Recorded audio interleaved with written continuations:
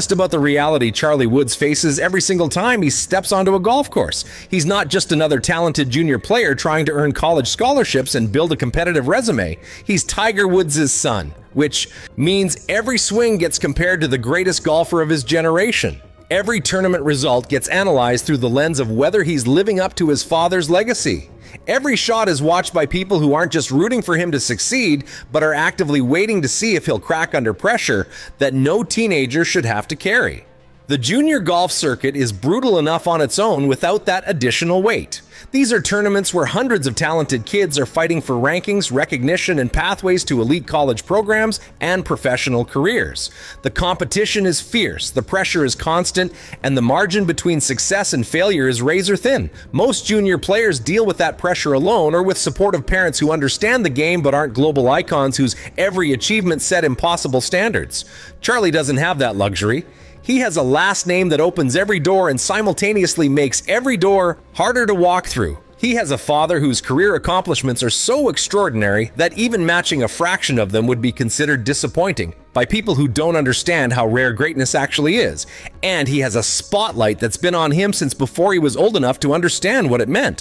What happened at this junior invitational exposed all of that in ways that made people uncomfortable. Charlie was competing in a tournament where he was expected to contend, where his name alone drew media attention and spectators who wouldn't normally watch junior golf.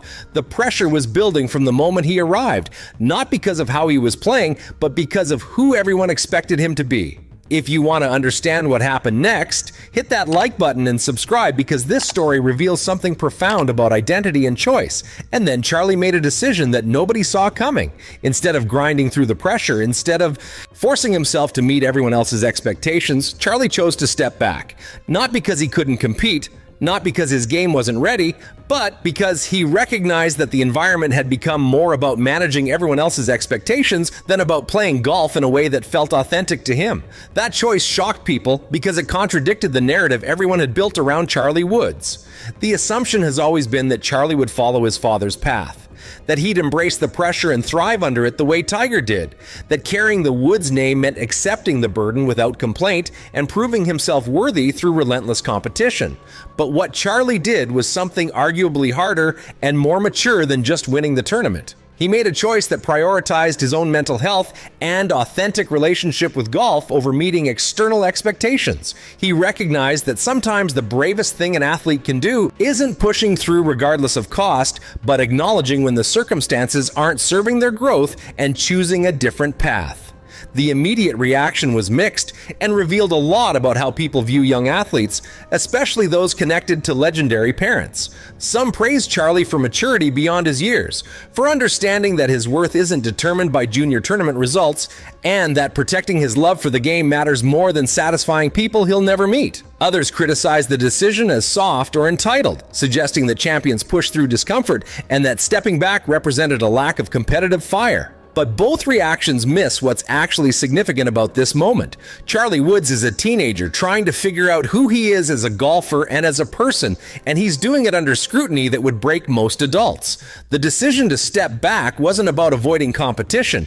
It was about refusing to let other people's expectations dictate how he experiences golf and what success means to him. People who've worked with junior golfers and understand the psychological demands of elite youth sports saw something different in Charlie's choice. They saw a kid who's developing self-awareness and agency in an environment designed to strip both away. Junior golf at the highest levels can become about pleasing coaches, satisfying parents, impressing scouts, and meeting rankings targets until the actual joy of playing gets buried under all those external pressures. Charlie recognizing that dynamic and making a conscious choice to step away from it, even temporarily, suggests he's developing tools that will serve him far better long-term than any junior tournament victory ever could. Because the reality nobody wants to acknowledge is that most junior golf phenoms never make it professionally, not because they lack talent, but because they burn out mentally from years of pressure that started too young and never stopped. What makes Charlie's situation unique is that he doesn't need golf for financial security or opportunity. Tiger's success has ensured Charlie will have choices and options regardless of whether he ever plays professional golf. That freedom should theoretically make it easier for Charlie to play for the right reasons, but it also removes some of the external motivators that drive other junior players. When you're not chasing scholarships or trying to escape difficult circumstances through sports, the only reason to endure the pressure is because you genuinely love the competition. And that's what Charlie seems to be figuring out. Does he love golf enough to deal with everything that comes with being Tiger Woods' son? Does competitive golf bring him joy? Or has it become primarily about managing other people's expectations and defending a legacy he didn't create? Those are profound questions that most teenagers never have to answer, but Charlie's been living them since he first picked up a club. The veteran players and analysts who said they never saw this coming are revealing their own assumptions about what Charlie should want and how he should handle pressure. They assumed he'd be built exactly like Tiger, mentally unbreakable and singularly focused on dominance. But Charlie is his own person, growing up in a different era with different pressures and different perspectives on what makes life and career meaningful. Tiger grew up in an environment where golf was his pathway to everything. It gave him identity, opportunity, financial security, and purpose.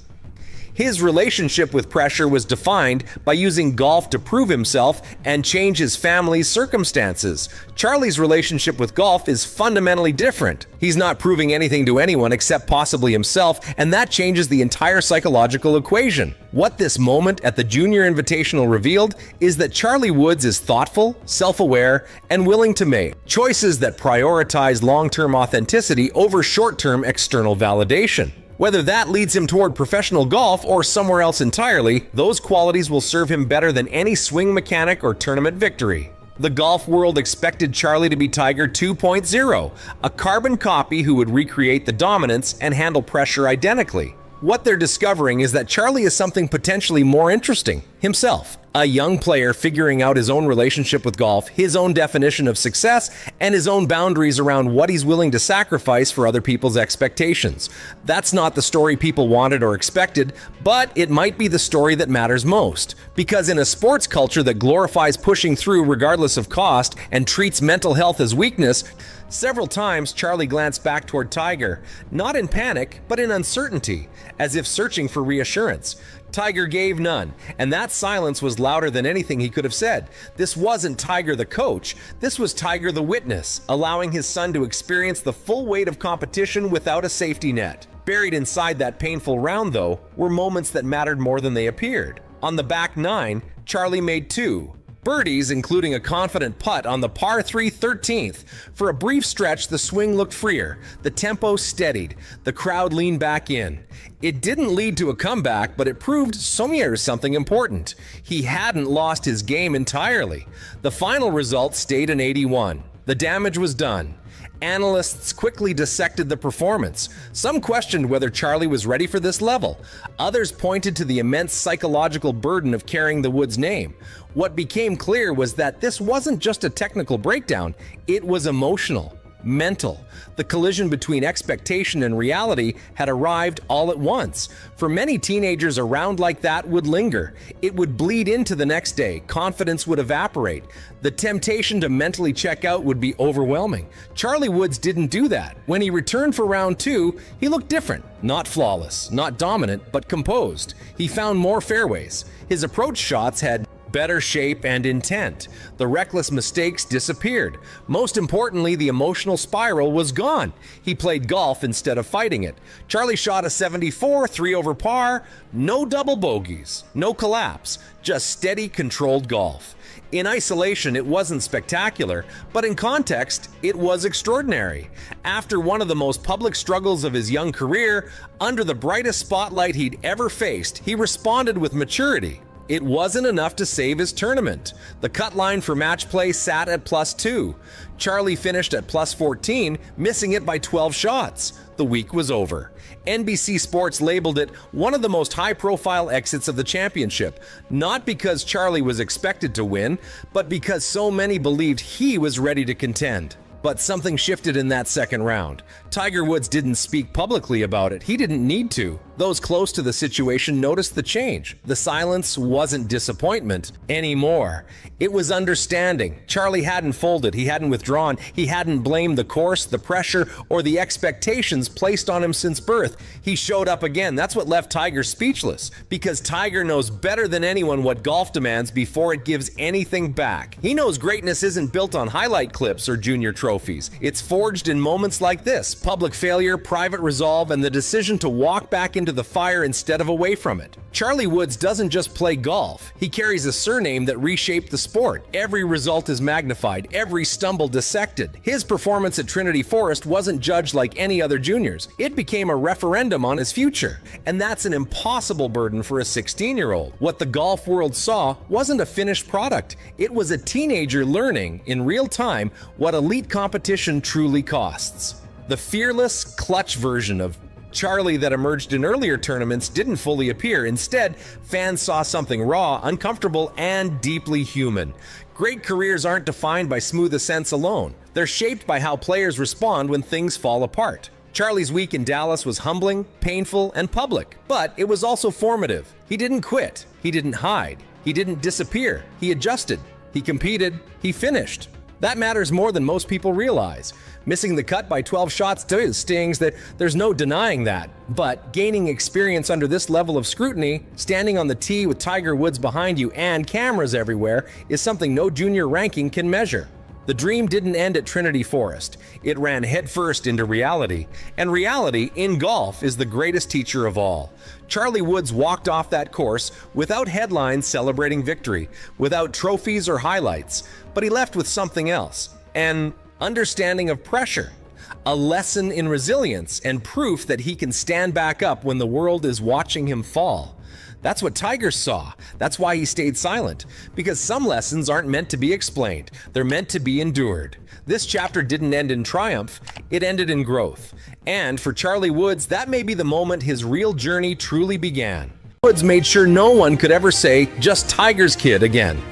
Coming into the tournament ranked 604th, Charlie wasn't even listed on the radar of most junior golf analysts. He wasn't the favorite. He wasn't the headline. He was just another name on the tee sheet. 3 days later, his name was the only one anyone was still talking about, because what he did in that tournament didn't whisper potential, it screamed proof. The numbers alone were staggering: a 15 under par total, including a closing round 66 that featured 8 birdies. But it wasn't the scorecard that stunned the golf world, it was who he beat and how he beat them.